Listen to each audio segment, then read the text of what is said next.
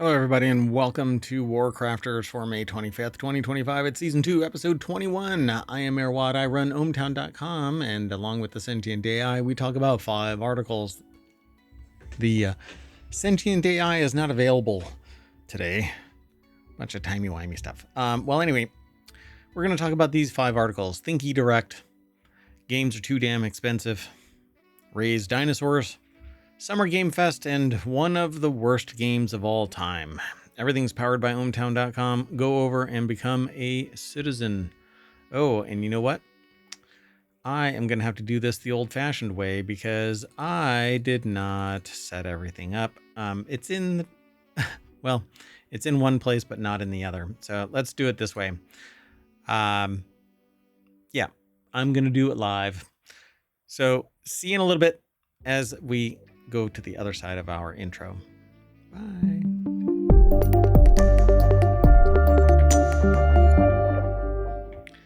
All right, folks. So we're going to have to do this the old-fashioned way, which is one by one.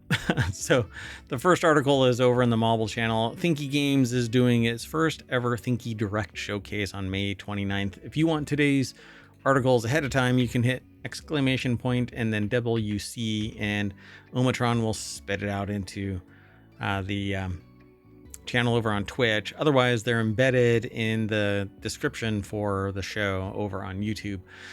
So Thinky Games is doing its first ever Thinky Direct showcase on May 29th. And when you click the little link right here, because this is all we get, we don't like screen scrape or anything like that. It's all provided by our sources.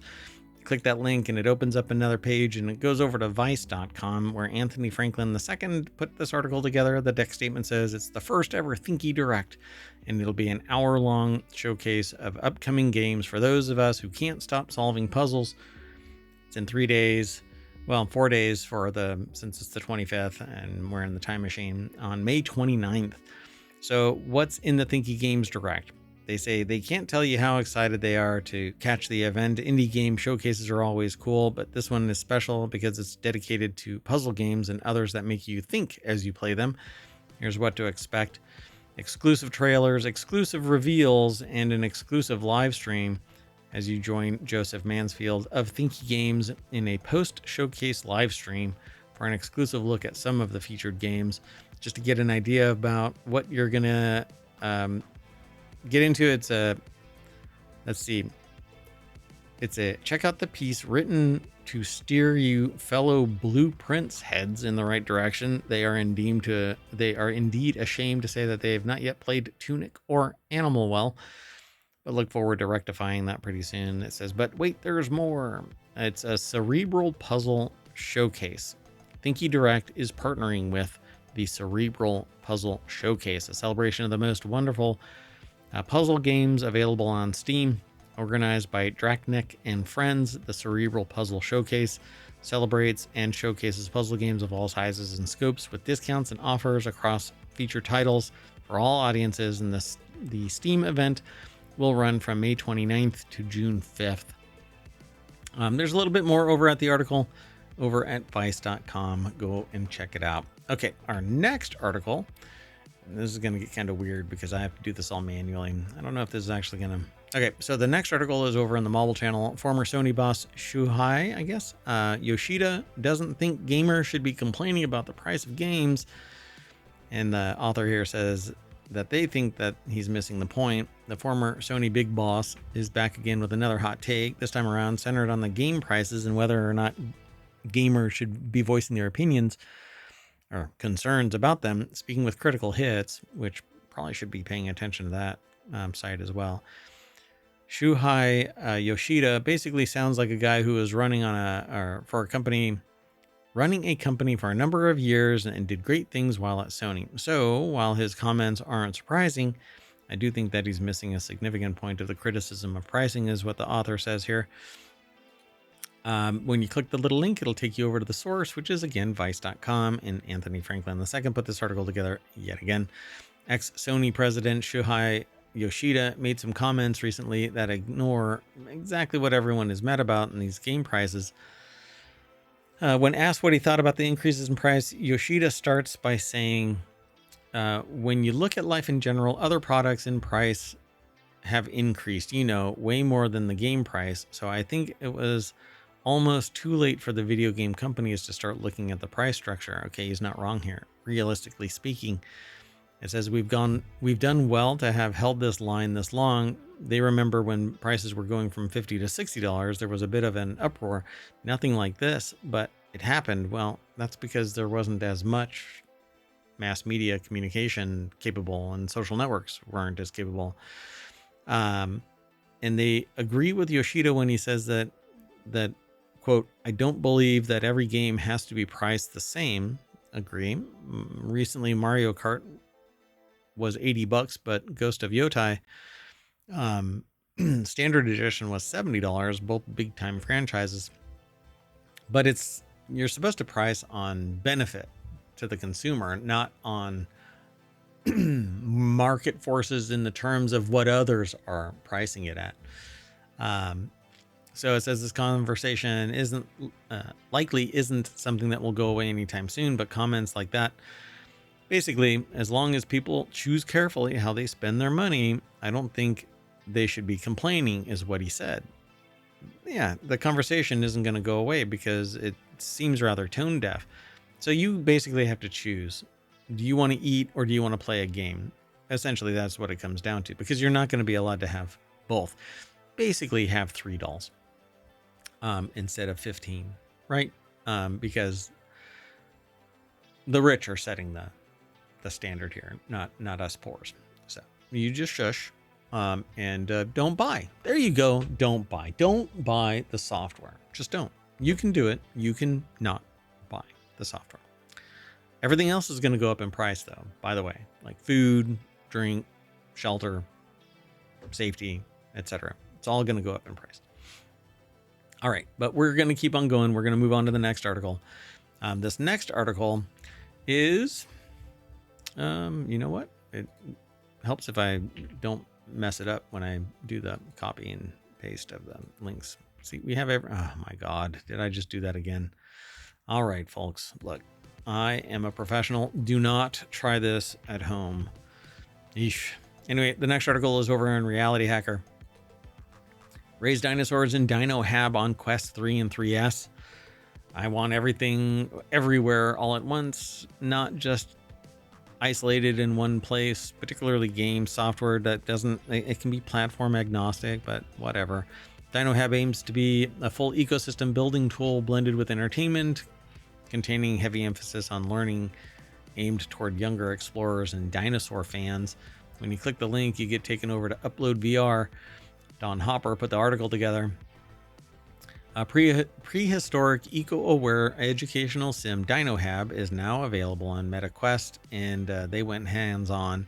Dino Hab aims to be a full ecosystem building tool, blended with entertainment and containing a heavy emphasis on learning, aimed towards younger explorers and dinosaur fans. Balancing plant life and managing resources leads to a better understanding of how even small environmental changes can impact animal welfare and devastate entire ecosystems. There's even a game called Eco that highlights that too. It's a fun game, but I don't know, resolution wise, game wise, it's kind of meh. Cubic Odyssey, I think, would be the kind of resolution at minimum that Eco should be, with all of those ecological dynamics. But anyway, this game doesn't talk about that. This game is all about dinosaurs and the ecosystem by proxy. There's delight to be found in caring for these prehistoric hatchlings. Dino Hab's visual presentation looks good, but overall presentation lacks polish. Animation seems fluid, but environmental details are on the sparser side with simple texturing. It's kind of what you get sometimes, where they spend more on one thing than the aesthetics of, or the hyper realism. It doesn't necessarily need to be. The various habitats that they explored so far in the game feel basic, and overall effect dulled their sense of immersion. So, but you're messing with dinosaurs. I think at some point this is going to evolve as long as people pay it interest. So, it says we'll be on the lookout for Dino Hab updates. So let us know if you have more dinosaur themed experiences. Yeah, seems like a fun game. I'm always interested in dinosaurs, but I haven't been playing VR all that much anymore. Too busy being mayor. Let's go on to the next article. It's over in WarCrafters as well. Summer Game Fest and not E3 2025 schedule, all conference dates and times. Summer Game Fest 2025 returns in June to fill the vacuum left by E3. May it rest in peace. And will be joined by a long list of showcases from the likes of Xbox and tireless independent organizers who will put on shows like Day of the Devs and Wholesome Direct. This year's Summer Game Fest and not E3 extravaganza may look a little lighter, though. Publishers like Sony, Nintendo, Ubisoft haven't yet confirmed their brand of events. PlayStation Showcase, Nintendo Direct, Ubisoft Forward, respectively. But some may change as we approach. That situation will change. So it's right around the corner is summer of stream here for Mayor Watt and ohmTown. Michael McWhirter over at Polygon put the article together. And Summer Game Fest, though, is when everybody starts talking about their games. And Summer Game Fest 2025 is basically the kind of indie game version of E3. And let's see here. So Summer Game Fest 2025 kicks off on Friday, June 6th. Jeff Keighley's annual showcase of the big games coming in 2025, 26, and beyond will stream live from YouTube Theater in Los Angeles. SGF 2025 is expected to run for about 2 hours. We're going to stream it, and we're going to stream it live. With its focus on the types of games that would normally be reserved for E3 showcases past, expect big reveals of AAA sequels, surprises, and world premieres. I'm looking forward to this. Day of the Devs Summer Game Fest edition is going to be on YouTube on June 6th. Wholesome Direct will be on June 7th. Future Game Show will also be on June 7th. I'm not sure. I might have an event that I need to be attending. I'll have to look at my calendar. I don't quite recall. The Xbox Showcase on 2025 will be on June 8th, which is Sunday, which I do believe I've got an event that I need to attend. I am mayor, for crying out loud. I have all these events. PC Gaming Showcase, it's the PC Gamer presents the PC Gaming Showcase. That's on June 8th as well. PlayStation State of Play and PlayStation Showcase hasn't been named the date yet, and Nintendo Direct hasn't named the date yet. But we shall see. I am seriously looking forward to this. This will be so much fun. And finally, our last article for WarCrafters for May 25th, 2020. Oh my gosh, did I do it again? No. It's over in WarCrafters as well. One of the worst games of all time got a Steam release, but it isn't even that bad compared to our current hell of asset flips into Steam shovelware. When you click this link, it takes you over to PC Gamer, and Joshua Woolens put the article together. It says, Big Rigs, over the road racing is a dark vision of future past. Give it some credit. It's not every game that lets you edit the text in its installation wizard while you wait for setup to conclude. But Big Rig dares to be bold, so it's so bold as to allow you to accelerate to literally infinite speeds by holding reverse, to have absolutely zero collision, and to splatter a BMP of a three-handled trophy on the screen whenever you reach the end of the track. That's pretty interesting. Anyway, Big Rigs is a game out of Legend. After its release in 2003, it made headlines for just how much it sucked, which was a pre-digital distribution era. So someone had to go out and print this thing onto actual discs, and it felt like a baffling relic from another dimension. But they go on to talk about other things here. It does maintain something, though. Age has granted its awfulness an entirely new aura. It's no longer unique for being bad. It's unique for being an elder statesman of badness, looking at it like seeing it through time.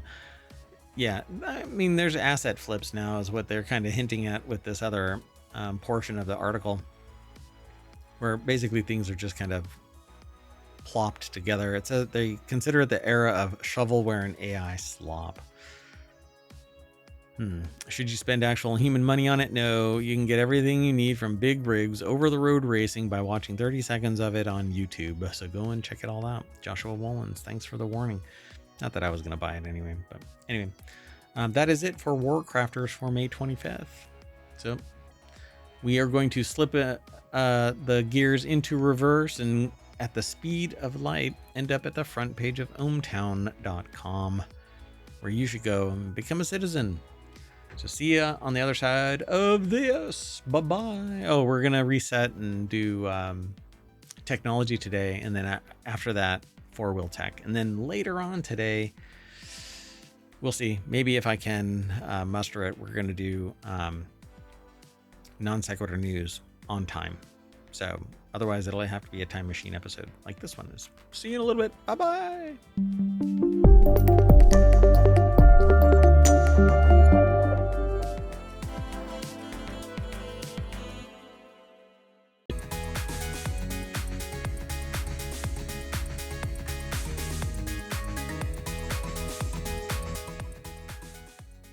Hello, everybody, and welcome to Technology Today at ohmTown.com.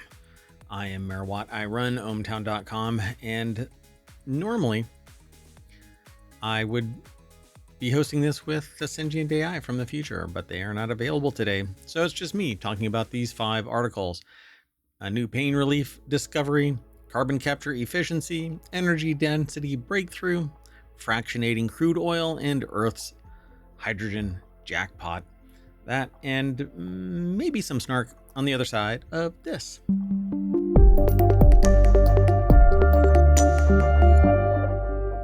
Hello again. In case you missed it, I'm Mayor Watt. I run ohmTown.com. And this is the front page of ohmTown.com for the 24th. We're actually in the 25th, so we can drop this down to the 25th and hit OK in our show. And you get snapped into another time. So all of the articles are going to be from the 25th.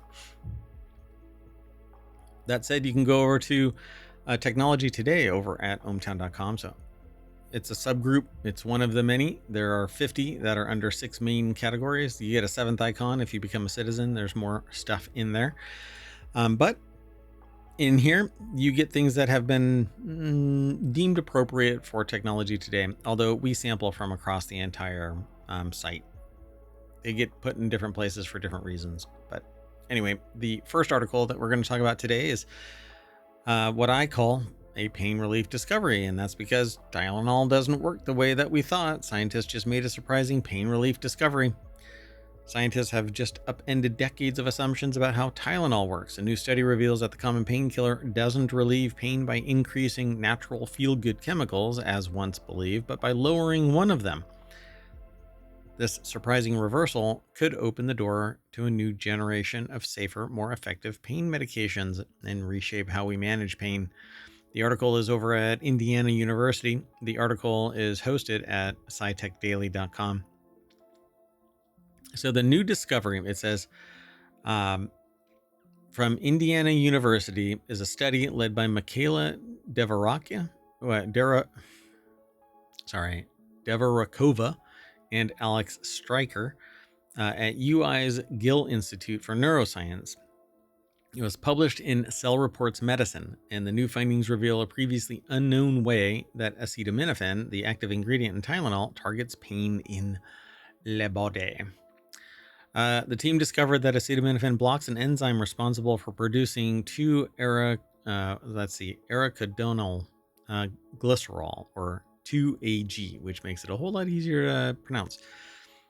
This compound is part of a group of naturally occurring pain chemicals called endocannabinoids, which activate receptors in the body known to influence pain, mood, and even affect the effects of cannabis. Although Tylenol is most commonly used medication for pain and fever in the United States, its exact mechanism has remained uncertain for decades. There are hypotheses, but we still don't know precisely how it works. Up until now, they thought that it elevated endocannabinoids in our body meant less pain.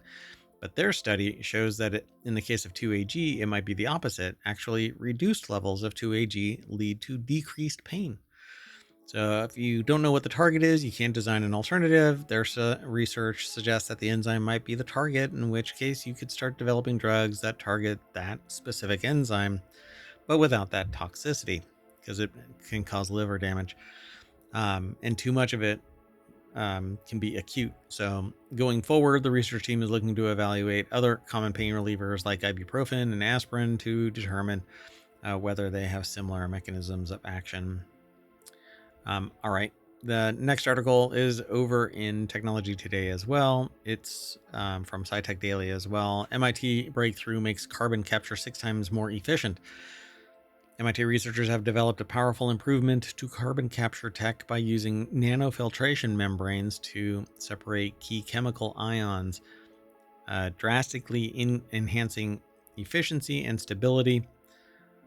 This clever middle step allows both capture and release phases to run more effectively, potentially cutting costs by 20%, making the process more forgiving to fluctuations as well. So the article again is over at SciTech Daily. David L. Chandler, Massachusetts Institute of Technology, put this article together, and it says the clever middle step allows both capture and release phases to run more effectively, potentially reducing the cost by 20%. So now researchers at MIT have discovered a clever way to overcome this challenge. They say it's a balancing act, and improving one part usually means weakening the other. But by adding a nanoscale filtering step in the middle of the carbon capture process, they've managed to boost efficiency by a factor of 6, while also lowering cost by 20%. That's the key ingredient, which I think is kind of lost. It's not just 6 times more efficient, but it's doing so at a 20% reduction in cost as well. So on the flip side, compounds that let go of CO2 aren't great at capturing it. So you can catch some, but not necessarily release it. So it's a balancing act, and improving one meant weakening the other. So it says traditional systems often use a chemical called hydroxide, which quickly reacts with carbon dioxide in the air to form carbonate. The carbonate is then sent into an electrochemical cell where it reacts with acid, turning into water and releasing pure CO2. The result is a clean, concentrated stream of carbon dioxide that can be reused for making fuel for other valuable products. However, there's a major hitch. Both the capture and release stages happen in the same water-based liquid, so the capture step works by a liquid full of hydroxide ions, while the release step needs the liquid to contain mostly carbonate ions. So as you can see, the two steps are at odds. These two systems are circulating the same sorbent back and forth.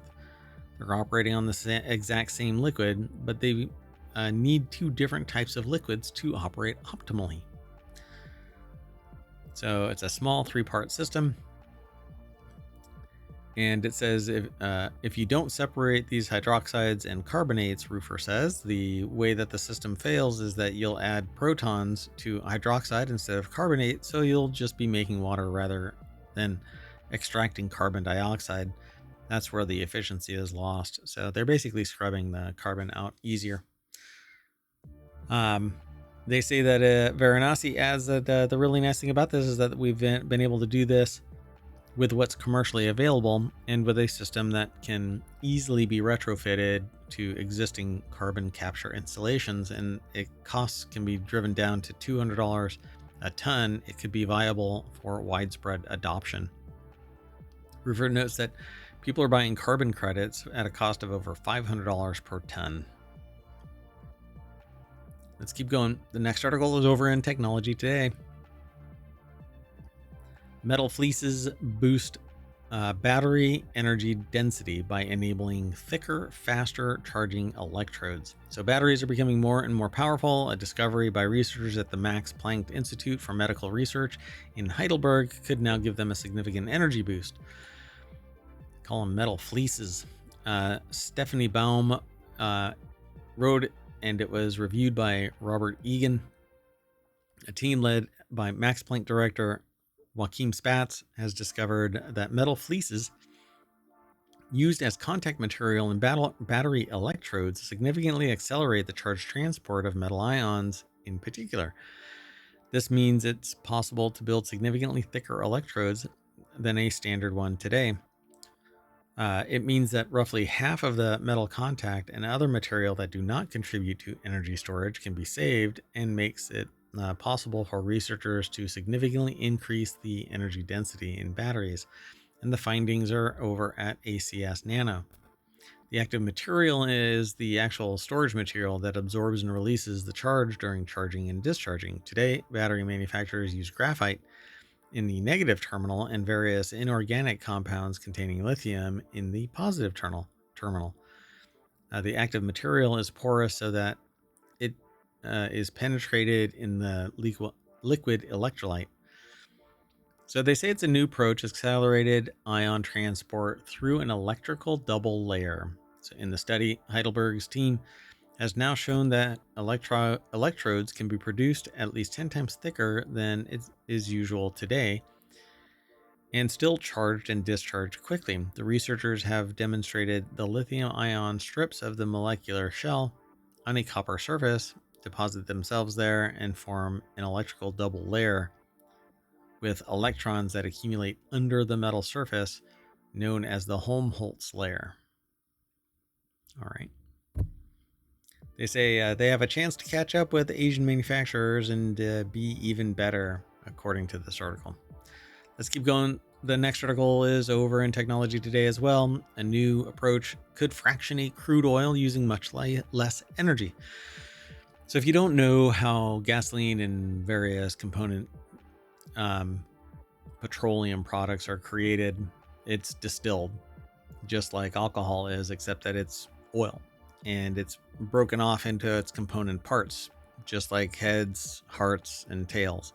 Separating crude oil into products such as gasoline, diesel, heating oil is an energy-intensive process that accounts for about 6% of the world's CO2 emissions. Most of that energy goes into heat needed to separate the components by their boiling point. Stephanie Baum, once again, put the article together for TechExplorer.com. Robert Egan edited it, or reviewed it. In an advance that could dramatically reduce the amount of energy needed for crude oil fragmentation or fractionation. MIT engineers have developed a membrane that filters the components of crude oil by their molecular size. This is a whole new way of envisioning a separation process. Instead of boiling mixtures to purify them, why not separate components based on size and shape? The key innovation is that the filters have developed it can develop separate very small molecules at an atomistic length scale, says Zachary P. Smith, an associate professor of chemical engineering at MIT and the senior author of the study. So conventional heat-driven processes for fractionating crude oil make up about 1% of global energy use, and it has been estimated that using membranes for crude oil separation could replace the amount of energy needed by about 90%. For this to succeed, a separation membrane must allow hydrocarbons to pass through quickly and selectively filter compounds of different sizes. So they basically say, in this case, a hydrophilic monomer called MPD, which is dissolved in water, reacts with a hydrophobic monomer called TMC, which is dissolved in hexane, and the two monomers are joined together by a collection known as the amide or amide bond, forming a polyamide thin layer named MPD-TMC as the water hexane interface, or at the water hexane interface. Interesting. So there's a lot more over at this article. You should go and check it all out and then come back and talk with me about it. That would be great. If you want today's show notes, by the way, you can actually hit !TT for Technology Today, and ohmTown will spit out the articles. No particular order. That said, we've got one more article, and it's Earth's secret hydrogen jackpot, enough to power 170,000 years cleanly. Earth's secret hydrogen jackpot. Enough clean power for 170,000 years. Natural hydrogen trapped in the Earth's crust could power humanity for millennia and without emissions. A new study maps out how to find it. Scientists from the University of Oxford, Durham University, and the University of Toronto have identified the key geological ingredients needed to find separate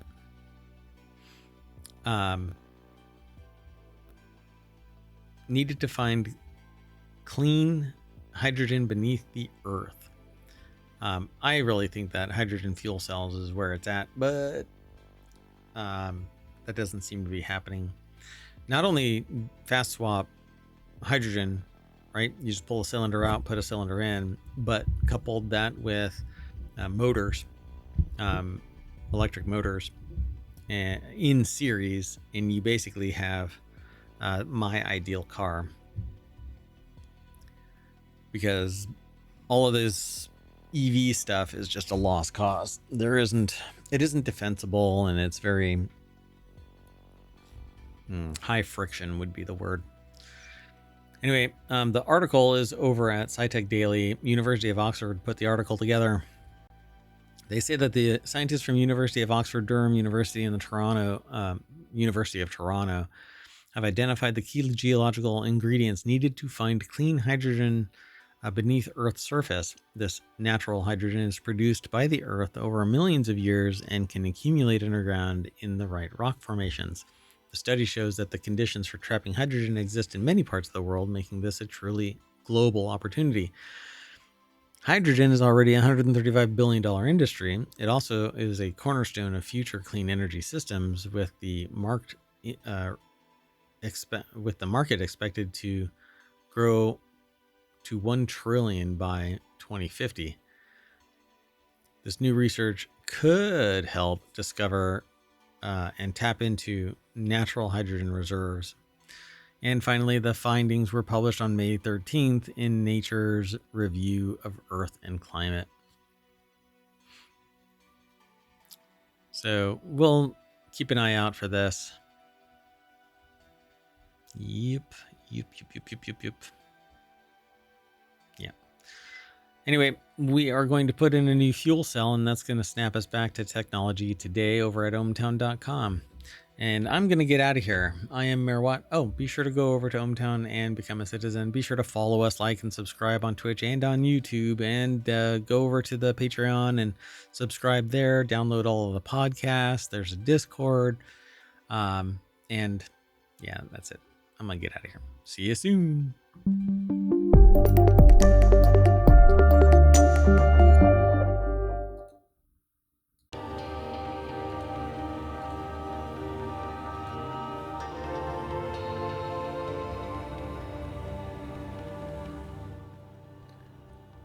Hello, everybody, and welcome to FourWheelTech for May 25th, 2025, Season 2, Episode 21.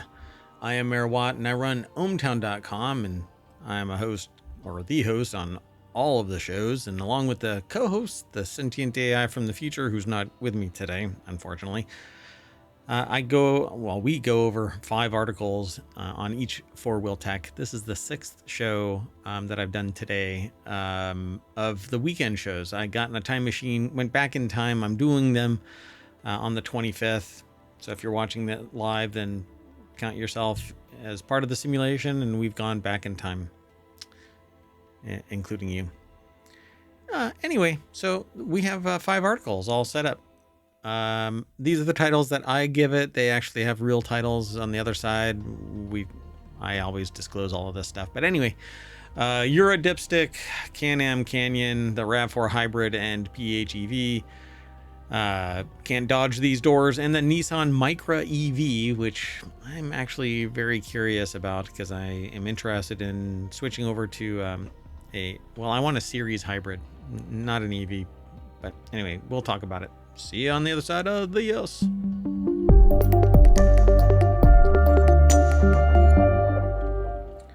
All right, so let's get into the 5 articles. This is the front page of ohmTown.com as it was on the 25th, or as it is today, if you're also watching this from the 25th.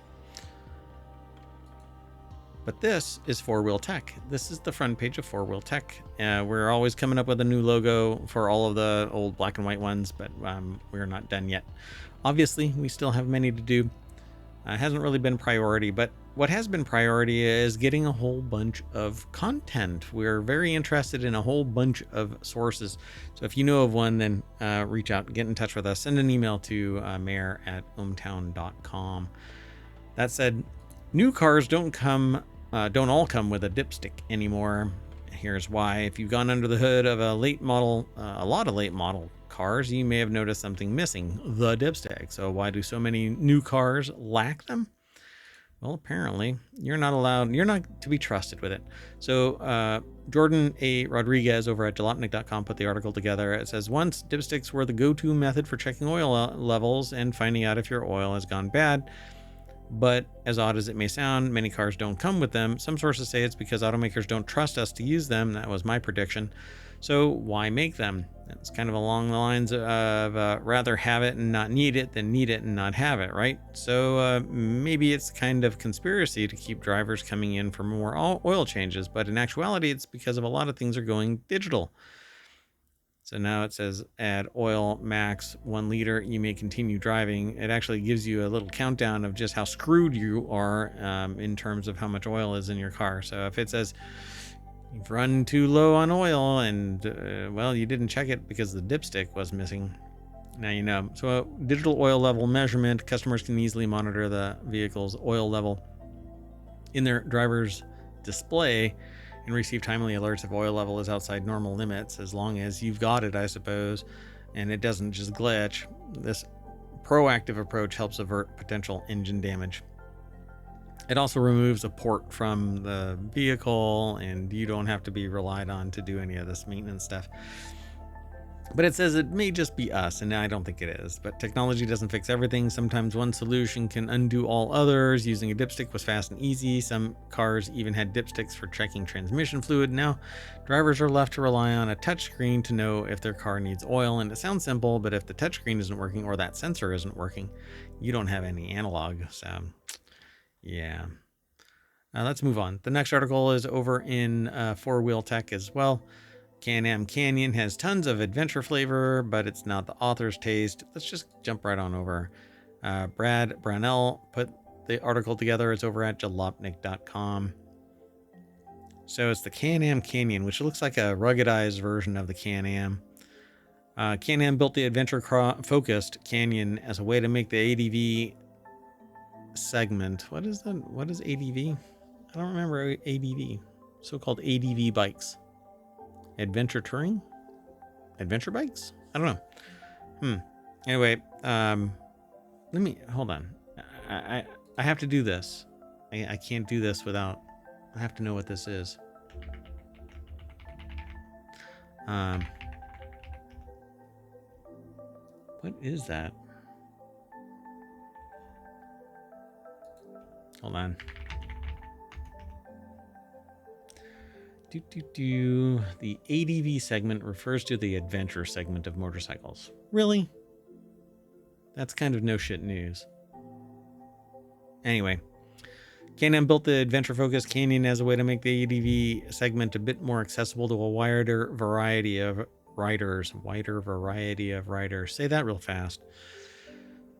Making the bike more comfortable for young riders, female riders, and people with more comfortable with the way that a car drives than a bike. If you ever ridden a dirt road path before and you find a BMW GS or a Harley Davidson Pan America intimidating, the Canyon is waiting for you to discover it. This unflappable machine is far more likely to stay upright in the dirt than any of the other two, well, anything with two wheels at least. Yeah, I would actually love this. I would like this. If it was entirely enclosed and protected me, then I would be good. But I don't like the being exposed like this. On a motorcycle, at least, you know, I don't know. This has more mass than a motorcycle, so maybe it'll protect me. I just need something to protect me. I just don't think that this would be nimble as a motorcycle to get out of the way of an idiot. Anyway, This unflappable machine is far more likely to stay upright. So what is the Canyon about anyway? The Canyon looks like a kind of machine a future civilization would use to explore the face of a far-off planet. The two lower trims, Canyon and Canyon XT, are only available in silver, while the top of the line Red Rock model is only available in the metallic green shown here. Yeah, it looks kind of like it wants to be military, but shiny. A target military device. I don't know. It's easy to ride soft rotor 3-wheel thingy powered by the deep baritone of the standard 1.3 liter 3-cylinder Rotax 1330 Ace engine, making 115 horsepower. Power goes to a single rear drive through a semi-automatic 6-speed transmission. At 1,000 pounds without a rider, the Canyon isn't exactly the quickest or nimblest thing on the road, but it certainly isn't sitting around either. Yeah, I dig these things. I wish that it was enclosed, though. I know it sounds like the antithesis of what this thing is meant to be, but it wants to be enclosed. So, Canyon is significantly more stable and faster by a mile than any two-wheeled adventure bike when the pavement drops away and earth underneath is revealed, potentially even rivaling a good dirt bike without the fear of falling off or low siding a motorcycle. Dirt road and trail curves are taken at near car speeds, straining shoulders and thighs to hold fast against the centripetal forces acting on your torso. It wants to fling you away from it. Depending on how often you work out, the Canyon might have more grip on the road than you have on it. Unfortunately, in this case, I did not correlate speed with riding enjoyment. So the first few seconds in the saddle to the end of a couple 100-mile ride, I never felt fully comfortable aboard the Canyon. By dint of 2 front wheels, near car width adventure tires, and handlebar steering, the front end of the bike feels jumpy. Pardon me. I had to cough. My throat's getting dry. The Canyon loses some trail riding fun in favor of safety, as the contraption's stability control is equal parts aggressive and intrusive, but it being 3 wheels, you don't have adventure bike really in mind here. You really don't.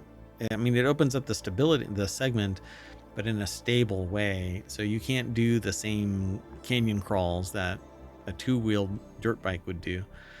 They say the biggest gripe is simply found in the difficult to modulate foot pedal braking, especially in riding boots.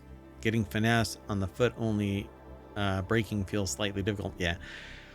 When I've driven with no shoes on, I find it very, very uncomfortable. Like I've gained so much sensory perception of where the brake or the gas pedal is that it pulls me out of the moment. And I'm like, oh my God, I'm either pressing not hard enough or too much or whatever, nothing in between. But as soon as I wear boots or shoes, then suddenly everything is normal again. I think it just takes some getting used to. It says in street riding at 90% of my braking is done with the right hand actuated front brakes, but with all 3 brakes linked and activated by the right foot, it felt like they weren't slowing enough at partial engagement, then nearly locking up as I dipped my toe lower. That's how I experience it when I drive a car. I don't feel like I'm doing enough, but then all of a sudden I'm like locking up the tires. So it costs how much? $30,000 for the Canyon XT, $26,000 for the base model, and I don't know what they say for the. Well, this is the Canyon XT, I guess. Yeah. And you'll get skid plates, more comfortable pillion seat, self-leveling air preload, rear suspension, a full spate of aluminum cases, heated grips, a good part of the day riding the XT model, and they were perfectly serviceable on 100 miles of backcountry mountain road. So I dig it. I do like it when I see them on the road, but my aspiration is that this thing at least has like a something covering my body that I can just push out of the way, like a windshield but bigger, and then a leg brace right here, something that can take a 15 mile per hour knock or more, but still gets out of the way like a door but it's still open, to the road below. I had designed a motorcycle 30 years ago that I wanted to see made. It's never been made, of course. I am not an engineer, and even though I was headed in that direction. Let's keep going, though. The next article is over on FourWheelTech. Toyota debuts all new RAV4 with hybrid and PHEV powertrains only. An all new version of Toyota's best-selling RAV4 crossover debuted back on the 21st, between the 20th and the 21st.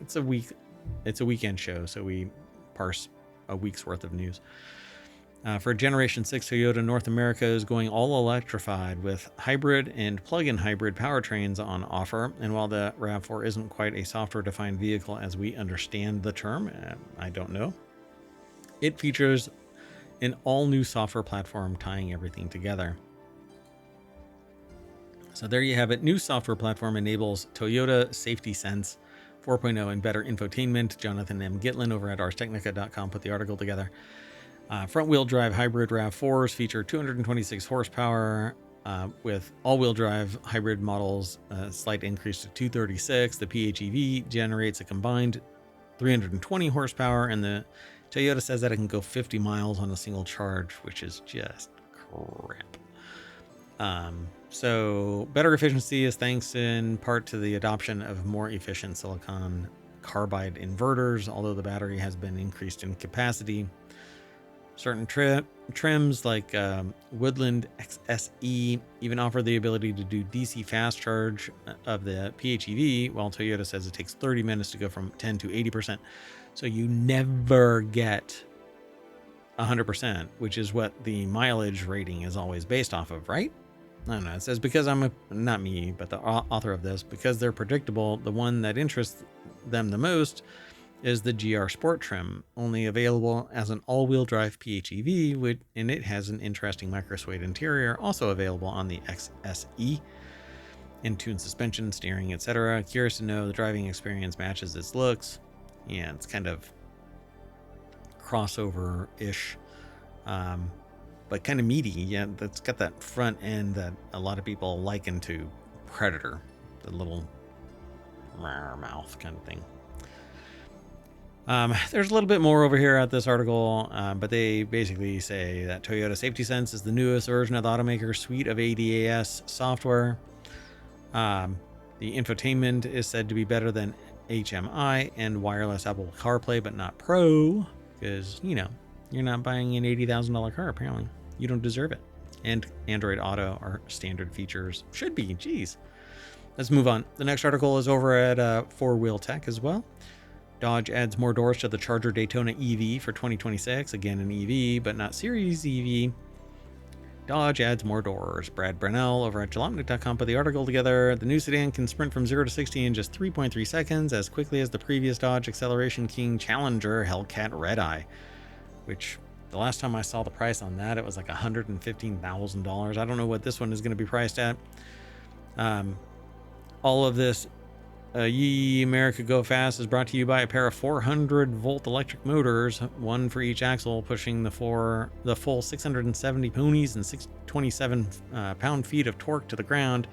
Unlike in the past, Dodge isn't even saving the all-out acceleration for the coupe, as the sedan will get every ounce of speed that the coupe does. You'll also get access to all of the drive modes that the Charger Daytona coupe has, like the track, sport, drag, custom modes. So 4 doors, 4 more, instead of the big door. They've stubbed it, kind of little tiny thing there, it seems, and looks like they pushed it back a little bit. In order to make up for the lack of a base model, Dodge is making the Scat Pack's previously standard track package brakes and suspension optional to lower the price a bit. And if you pick the option, you'll get upgraded Brembo brakes. Probably a good idea for a big electric sedan with access to 670 horsepower. Massively wide 20-inch wheels, a gloss black rear spoiler. It's really low level, like we're tiny off the tailgate kind of thing. If you're absolutely stuck on getting a gasoline powered Charger, Dodge is preparing a less expensive and much slower Dodge Charger 6-pack model powered by the Hurricane twin turbo inline six, making it either 420 horsepower, nice, in the base model, or 550 horsepower. No price yet. Doesn't look like. No. Sorry, folks. You don't get to know yet. Not yet. At least not through us yet. But we'll see. And let's move on to the last article. This last article is over at 4WheelTech as well. New Nissan Micra EV is a restyled Renault 5 with an adorable face, it says. The article is by Daniel Golson over at jalopnik.com. This is kind of a cool, sporty crossover. It looks like the front end of a Mini Cooper and the back end of like maybe not a RAV. What is that thing? I can't remember that other car. There's another car. It's not a Renault though. Anyway, while previous Micras were all Nissan creations, this new one is a Renault 5 with different styling. The latest result of the Renault-Nissan alliance. Oh, Nissan. Yeah, it was a Nissan, but hold on. I'll find it. Hold on. Juke. Yeah, the back of it looks like a Juke. Just like a taller window, though. Yeah. So it says it's just so cute. They say it has the lights that are on the Mini Cooper now, but it's on the back end and it's on the hatchback and on the front clip. So the Micra was developed at Nissan's London-based European design studio, and though the glass roofline and overall shape make it the Renault base clear, every body panel is unique to the Nissan. Its expressive front end has slim rectangular headlights surrounded by a circular LED running lights, and the lights have a welcome animation that makes them appear to wink when the car is unlocked.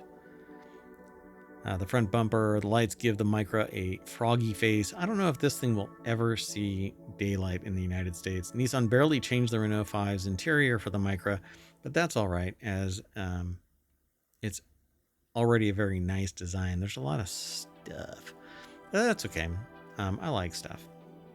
So modest powertrains, it says 121 horsepower with a 40 kilowatt hour, giving 193 miles of range on the European cycle, and the optional 148 horsepower motor paired with 52 kilowatt battery brings it up to 254 miles. Either way, the Micra will be quite light for an EV, weighing 3,000 pounds at the lower end, or 3,360 pounds for the fancier models.